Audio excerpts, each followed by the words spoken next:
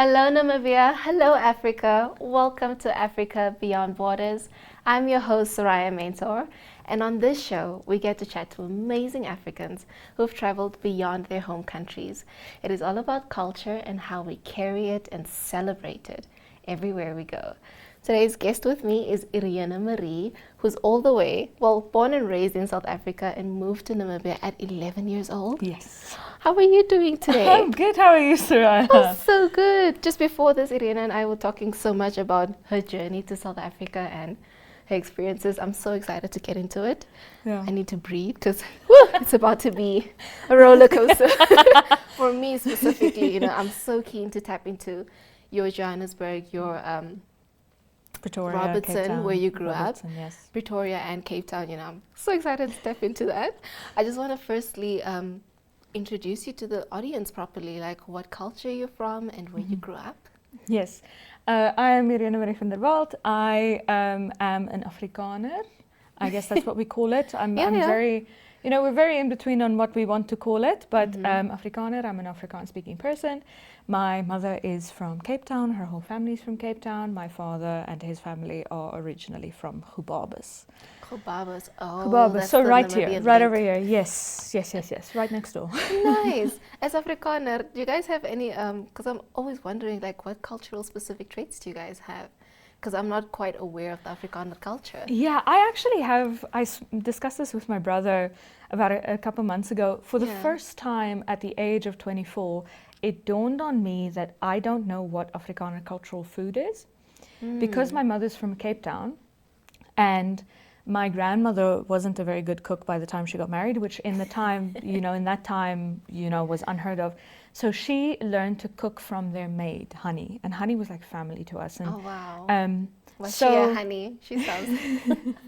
And she learned to cook from Honey, and then my grandmother and Honey obviously taught my mother to cook. So a lot of the food I grew up eating was Cape Malay food. And so in my brain, I had this moment at a whole 24 years of age. I was like, wait, biryani isn't Afrikaner food. It's not our traditional food. I think the Afrikaner culture is, it has modernized in a lot of ways. I think it looks a lot different now than it used to, in the sense of, the music that we listen to, in the sense of, how we engage with one another. And I've always been so proud of Afrikaans because during the apartheid regime, Afrikaans was, as a language, was rebranded as a white man's language, and there was a lesser than form of speaking Afrikaans, and that was the way that, other people who are not white speak Afrikaans, And I've always said that if you take the African influence out of Afrikaans, you just end up with Dutch again. Afrikaans was born from Dutch landing here and then African people bringing their influence to that. So to me, being an Afrikaner, I actually had this conversation with an Uber driver in Pretoria the other day.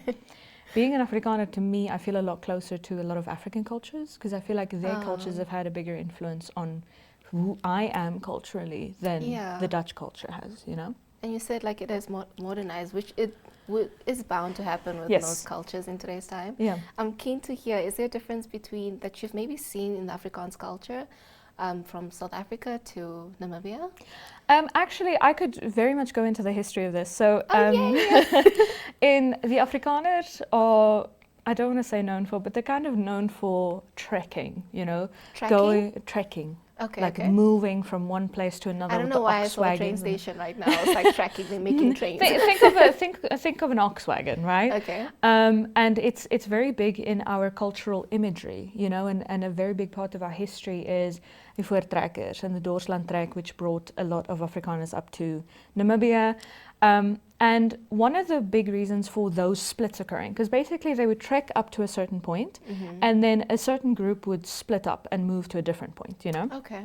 And one of the main reasons and one of the big, sort of motivational factors behind the Doorsland trek, which is how Afrikaners mainly ended up in Namibia, is that a certain part of this one group felt that the group was getting too radical for them. So then they moved. Not the drama. They moved away, and so that they could live a more conservative life. So I do find that there is in South Africa a more radical way of thinking. Okay.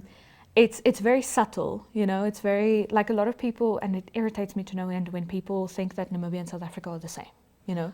It is not. If you live there, if you know anything about it, it's not the same at all, you know.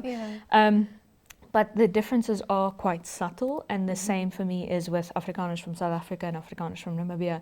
And I can see this in my parents, you know. My mom was the radical one. My mom was the one who, you know, not pushed, but, you know, she was very adventurous. Well, not really adventurous, but she was very set that her kids would get to know gay people, you know. Okay. And then make up their own minds about it, you know. That her kids would get to know people from other cultures. That her kids would try different foods from from all over the world. And my dad was the more conservative, you know. We have a certain way of living, and trots Afrikaans, you know. So there is, for me, a difference. It's very subtle. It's not unbearable. It's not that, you know, I'd look at an Afrikaans-speaking person from South Africa, an Afrikaner from South Africa, and I go, where did you come from, you know? But there is a difference in the way that we are, I think, taught growing up, and that leads to a different way in thinking. That you have like a mixture of both worlds, and then it's you now. I'm actually keen to know, because it popped a question in my mind when you said you grew up with completely different styled food. Are you now living, is there a chance where you've actually tried Afrikaans food rather? I mean, yeah. My parents' friends were Afrikaners for the most part. So you go to their houses and you eat their food. And then I remember this so clearly. I was in grade 6. I was in Pioneers Park for an entire year. Yeah. And we went to Veld School, and I was crying the whole time because I just missed my mom's food, right? So it was kind of that thing where, like, your food's nice, my mom's food's cooler, because she makes biryani all the time, you know, and she makes like Cape curries all the time. And she, you know, so I can tell you objectively, Cape Malay food is better. Cape Malay food is better. Come at me, I will fight you on this. Okay. Cape Malay food is better. I would eat other people's food and I'd be like, this is nice. Yeah. But it's not as good as what my mom makes. I don't even think anyone can beat like a mom's meal, because it's so good, and it's like personally for you. Yeah. I love that. I want to tap into your journey when you moved in Namibia at 11 years old. Take us through that experience. Why did you guys leave home? My father, and I didn't understand it at the time, but now, considering myself Namibian first and foremost, I understand it. He wanted to be closer to Namibia, you know. He had met my mom in South Africa, they got married in South Africa, had kids in South Africa. And it had been close to 20 years that he had lived in South Africa. Wow. And he just wanted to come back to Namibia, you know, and I sympathize with that. I can understand just wanting to come back to South Africa, you know. There are times where I think, okay, I need to dream bigger than Namibia. I need to, you know, go somewhere else. I need to go to London. I need to go to Spain. I need to go to the US. I need to go somewhere that's not here, you know. Yeah. And I preemptively grieve for having to leave Namibia behind, you know.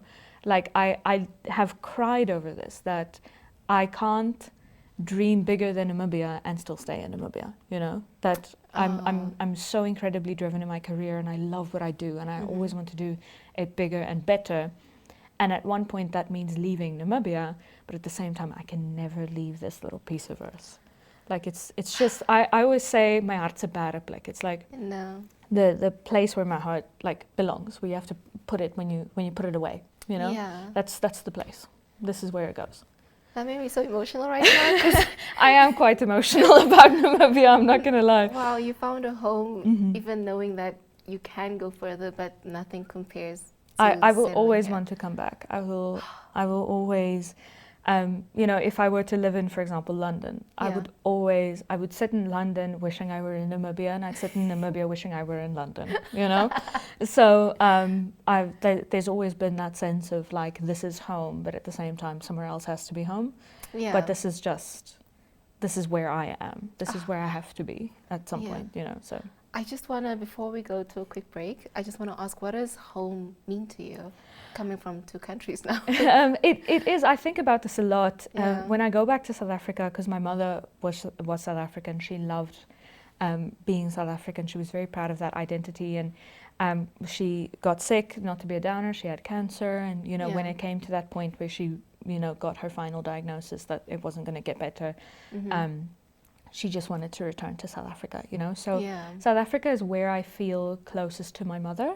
South Africa is where, I look at people and I go, these are the people that my mother loved, Even if, my mom had never met this specific person, but this is the kind of environment that she loved, and I see it through her eyes, and I love it through her heart in a way, but at the same time, I feel like I've made Namibia my own, and I feel like Namibia is where I belong.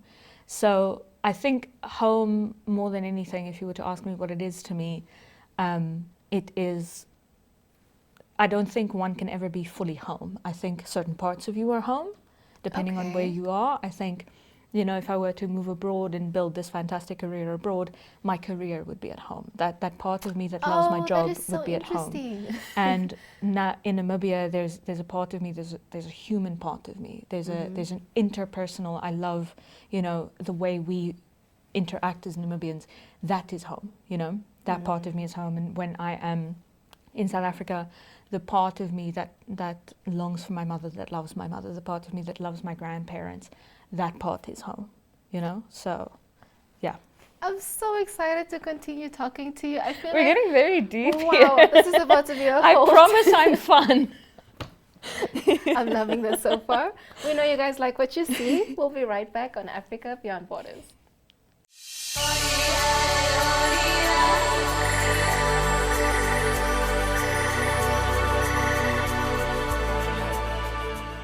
Hello and welcome back to Africa Beyond Borders. I'm your host, Soraya Mentor. Still with me is Irene-Marie, who's here to share her experiences moving from South Africa to Namibia and some interesting adventures to South Africa.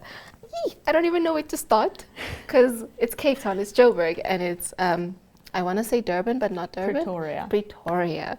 I want to start off, let's go to Cape Town since you've been there quite a When were you in Cape Town, actually? I was born in Stellenbosch, close to Cape Town, and I lived there until I was about 6 years old before we moved to Robertson.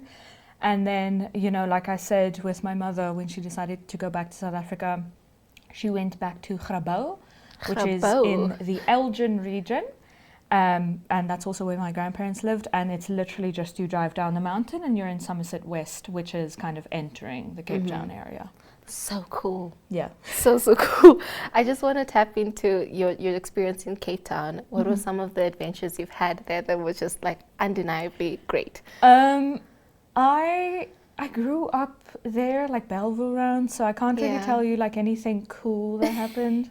But it really laid the foundation for me. Before we started recording, we spoke a bit about how I sort of showed my early signs of being interested in the media there, a visit to the Sunbelt building, which is where I first made the link between there's a voice on the radio and that voice is attached to a person who is sitting in a studio. So that's kind of where that foundation was laid. I've always been a big reader. We still don't really know who taught me to read. My mom was just vacuuming just one naturally day. Smart I was kids. sitting there with my brother's grade 1 book, which he hated when I stole those, but I did anyways because I'm a rebel. And I was sitting there and my mom was like, but you don't know what that says. And I'm like, no. And I start reading and my mom's like, who taught you to read? Where did you learn this? So then they obviously, in an attempt to encourage good habits, got me to the public library close to Belleville ASAP, and I've been a reader ever since. So that very much laid the foundations for who I consider myself to be now. The media thing, being a reader, being interested in learning about the world. Wow, it's so beautiful to hear that you were just literally born into this world and you decided your career path before anyone decided for you. It's so weird because I had those little seeds, I had those little moments that I didn't realize at the time were me showing an interest or an inclination. It was only when I was 16 that there was a moment, and this was at Midgard here, with a media camp for NMH's Youth Development Project, My Zone. That was the first time that I was like, oh yeah, this is what I'm supposed to do. And then when I sat and thought about it, I was like, you idiot, you've always shown signs, you just didn't pay attention to them. I'm so happy that you found your passion and you're like going straight into it. You're doing lovely in this industry. Thank you. Oh, it's amazing to watch you. I want to tap into, we had an interesting conversation about EOX and Formula One and her experience in Johannesburg. I would love to tap into that experience because I want to know how. How does this happen? So basically, the Red Bull racing team, Red Bull has a team in Formula One. That's who Max Verstappen drives. They have a team and they do something called a show run. So show runs are not uncommon in the Formula One world. They literally just take a Formula One car, they drive it down a section of road, and then someone can come watch, you know, and for someone like me who's never been to a Formula One race, but I love Formula One so much, that was my first opportunity to see a Formula One car, like with my own eyeballs, you know. So it was really special, and this might be a bit TMI, but the first time I heard a Formula One car, they were really loud. I knew they were loud. I just thought, because I'm half deaf, I was like, half of the sound won't reach me anyway. And they are so loud that it literally like rattles the wax out of your ear, right? Wow. And so I'm standing at the bar trying to get a bottle of water, and there's this girl, she's kitted out in a Van Cleef bracelet and a Van Cleef necklace. I'm like, oh, that's so tacky. Who shows up in fake Van Cleef? And then I looked closer, I was like, oh no, that's real. That's real. That's the attention to detail in real Van Cleef. Sure. And I'm talking with this girl and she's like 17, whatever. We strike up a conversation in the row and the whole time I'm just here like, yeah. Like watching yourself. Trying to just get the wax out of my ear. That is so cool. It was so bad. I can't even, like, I didn't even know they have these showcases that go on frequently. So you're just naturally a fan of Formula One? No, actually not. I always say that Sebastian Vettel, who's my favorite driver, he is an absolute nerd, and I love nerdy people. I love people who have a special little interest in something. And I just happened to see a video on Instagram of Sebastian Vettel naming all the Formula One world champions, which has been going on for 75 years. They're crowning their 75th champion this year. Sure. And he named them all by year in reverse order, you know? And my brain just went, who is this nerd? You know? So I looked it up. So I looked it up. I came to know that that is Sebastian Vettel and that he... at the time he drove for Ferrari, and you know, and so I just slowly got roped in. I started looking at the results every weekend just to see how Seb did. Did Seb did good and do good? Like how is Seb doing? Obviously he was in a Ferrari, he never really did that great, but anyway, then I started getting an interest in other drivers, you know, these names that you constantly see at the top, you know, Max Verstappens and that, and you start getting an interest in all those other drivers. Yeah. And eventually, you know, you find yourself watching a full race and understanding pitch strategy and understanding tire strategy and understanding how track temperature affects the race and how, you know, rain and the great equalizer of Formula One. And I think this is the most exposure to Formula One I've got in my life. So basically, I saw Sebastian Vettel name all the Formula One world champions in reverse order, and I've been this way ever since. That's the best I could tell you. And what year was this? Oh, this was a couple of years ago. Okay. Sure, it was probably like 4 years ago now. Oh, 4 years is not that bad. It's not like 20 years. It's not that long, but it has taken over my entire personality at this point. Okay. So it's been brewing for 4 years. Yeah, for 4 years, a very big part of my personality has been Formula One. I love that. Before we tap into just more traveling, I just want to dip a little bit into your experience in Pretoria. What happened there, and how did you find yourself there? Yeah, so I went to Joburg. The show run was last year, in October, early in October, and then this year, a good friend of mine who's also from Windhoek, Irene-Marie. Hey, Irene-Marie. Hi. She has a band called Kiss, which means Skeleton Coast. Okay. Right? And that is very cool, she's in the band with another Namibian, and that's why they have this Namibian name for the band. And they had released their first single, you know? Yeah. Congratulations to them. Yeah, and so they released their first single in the beginning of August this year. And, you know, since Irene-Marie has moved to Pretoria, we're not really in contact as much as we were before. We don't see each other as much as we were before. Yeah. And I was just like, bugger it. Even if I go alone, I will be there front row supporting my friend. So it was at Kaapstad Brauhaus in Pretoria. Yeah. And I saw a bunch of other things, obviously when in Rome. I'm very sad that I didn't go see the Cradle of Humankind, though. The Cradle of Humankind? The Cradle I'm of not aware Humankind. of this. It's supposed to be the point where humankind existed from and moved from. What? Yeah, it's in South Africa. Yeah. Okay. The world collectively decided that there's a point where humans existed from, and that's in South Africa? Yeah, so basically all humans come from what is now Africa. So it used to be one big continent, and then with continental shifts and everything, and the tectonic plates breaking up, it broke up into different continents, right? So all humans come from the region that is now Africa, that has now broken up into the African continent. And we've all moved from Africa, you know? This is literally like thousands of thousands of thousands. Yes, this is thousands upon thousands upon thousands upon thousands of years ago. So probably before we were even Homo sapiens, probably like Homo erectus kind of. So long, long, long ago. But basically humans, they say, all come from the region where Africa is now, and it's been traced back to the Cradle of Humankind, which is kind of supposed to be the central point where humans moved from onto the different. Yeah. So I'm the nerd in me. And this is in Pretoria? It's close. Close to Pretoria. Yeah. Yeah. This is so cool.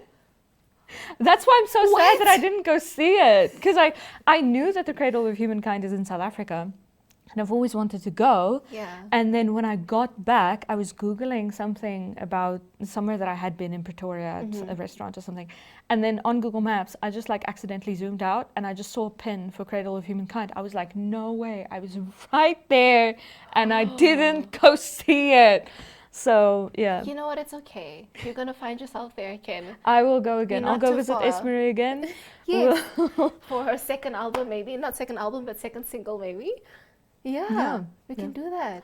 The nerd in me is so upset that I didn't go. I'm still shocked that this is information that I'm getting right now. But I just want to show... It's probably the first thing they told you in history class in high school. And at that point, nobody's paying attention because we're all getting orientated. We have like name boards and we're wearing plastic bags for socks and stuff. So we probably weren't listening. So I was not listening. I did not like history. I feel you. I love that, absolutely. I just want to tap into just your final tips into traveling. So your experiences in South Africa, if I was to go to SA tomorrow, got a flight ticket, what places would you say, Soraya, definitely go visit there? There's close to Grabouw, there's a place called the Elgin Railway Market. The Elgin Railway Market? Yes, cool. And it is just a beautiful, beautiful little piece of earth. I like how you say a piece of earth. Wow. It is, they have like a bunch of different stalls. They have a little Italian stall that used to do arancini all the time. And they have like coffee places and a place that sells like craft gins of different cool flavors and whatever. And it's just so lovely to have a coffee and sit there and just look out on nature. Yeah. So Elgin Railway is definitely somewhere that you need to go. For me, I went to the Voortrekker Monument, which I think if you are interested in history and the history of the Afrikaner people, even if your people weren't Voortrekker, it is a big part of Afrikaner history. Big part of Afrikaner history. And worth seeing, I think. Once in your lifetime. And then for me, one thing I always do is I have to go to a newsroom at some point. A newsroom? I'm obsessed with my job. Even when I go on vacation, I have to go to a newsroom. I have to go see the conditions under which other journalists work. I have to go talk to other journalists and hear their perspectives on life. I love it so much. Oh no, I love it for you. That is so cool. I never thought I'd be like, I need to go to a newsroom in another country and see what's up. I'm just obsessed with my job, like obsessed. So I have to. I love it. I love it. Irina, it is absolutely amazing having you on the show. I could have you for like 40 minutes just talking your stories. You're such a ray of sunshine. Thank you for joining us. Thank you so much for having me, Soraya. To all our viewers, you're welcome. To all our viewers watching, you guys can catch us, Africa Beyond Borders, every Monday at 8:30 p.m. on DSTV, channel 285, GoTV, channel 25, and you can stream every episode on oneup2.com. We'll see you guys next week.